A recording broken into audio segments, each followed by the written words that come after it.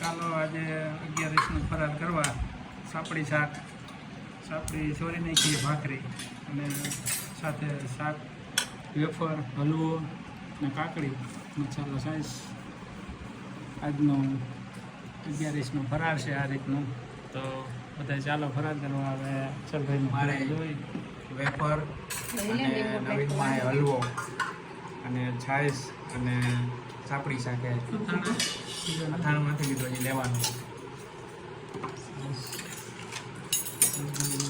Wafer, હલવો, ભાખરી અને શાક અને કાકડી. ભાખરી, હલવો, છાશ, ભાખરી, હલવો, છાશ. આ રીતનો 11નો ફરાર છે. તો બધા ચાલો ફરાર કરવા.